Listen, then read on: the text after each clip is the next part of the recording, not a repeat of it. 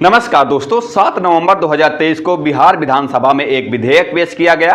यह विधेयक विधानसभा में पास हुआ और राज्यपाल की मंजूरी के साथ इस विधेयक ने कानून का रूप ले लिया। यह विधेयक राज्य में शिक्षण संस्थानों और सरकारी नौकरियों में जातिगत आरक्षण को 50% से 65% करने के एवज में था। यह विधेयक उस वक्त की जेडीयू और आरजेडी की गठबंधन सरकार के द्वारा जातिगत जनगणना के बाद लाया गया था, लेकिन अब सरकार के इस फैसले को पटना हाईकोर्ट की तरफ से बड़ा झटका लगा है। हाईकोर्ट ने सूबे के शिक्षण संस्थानों और सरकारी नौकरियों में बढ़े हुए आरक्षण कोटे को रद्द करने का फैसला सुनाया है। राज्य सरकार ने संवैधानिक नियमों को तोड़ मरोड़कर 49.5% से बढ़ाकर 65% कर दिया था।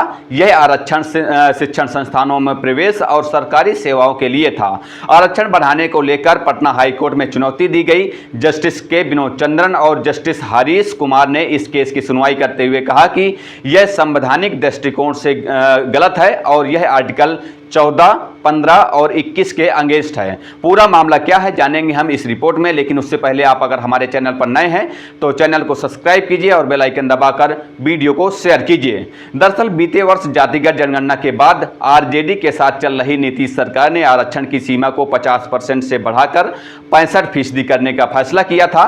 सरकार ने शिक्षण संस्थानों और सरकारी नौकरियों में SC, ST, EBC और अन्य पिछड़ा वर्ग यानी कि OBC को 65% आरक्षण देने का फैसला किया था, लेकिन इसी फैसले के विरोध में गौरव कुमार समेत कई अन्य लोगों ने इसे पटना हाईकोर्ट में चुनौती दी, जिसके बाद जस्टिस के विनोद चंद्रन और जस्टिस हरीश कुमार की बेंच ने गौरव कुमार और अन्य की याचिकाओं पर लंबी सुनवाई की, जिस पर 11 मार्च को 2024 को सुनवाई पूरी हुई और 20 जून को इसका फैसला सुनाया गया। नीतीश सरकार की पुरानी कैबिनेट ने जातिगत सर्वेक्षण के आधार पर OBC आरक्षण को 12% से बढ़ाकर 18%, EBC का कोटा 18% की जगह 25%, SC का आरक्षण 16% से बढ़ाकर 20% और ST का आरक्षण 1% से बढ़ाकर 2% किया था।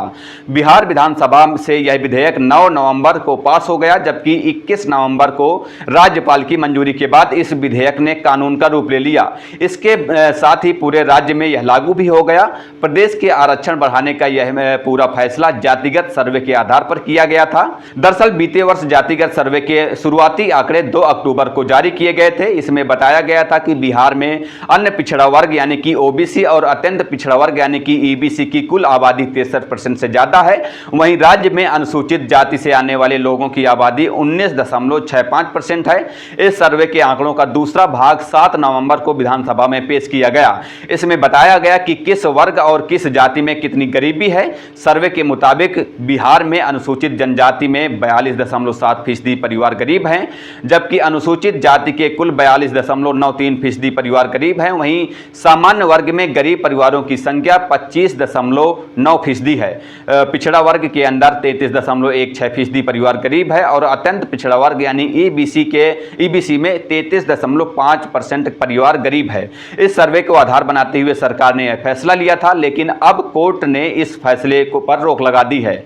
जेडीयू की तरफ से भी बयान आने शुरू हो गए हैं। नीतीश सरकार में मंत्री और जेडीयू नेता अशोक चौधरी ने कहा कि सरकार फैसले को पढ़कर इसे सुप्रीम कोर्ट में चुनौती देगी। वहीं विपक्ष ने भी सरकार पर सवाल उठाते हुए कहा कि सरकार को पटना हाईकोर्ट में इस फैसले के ऊपर चुनौती देनी चाहिए थी।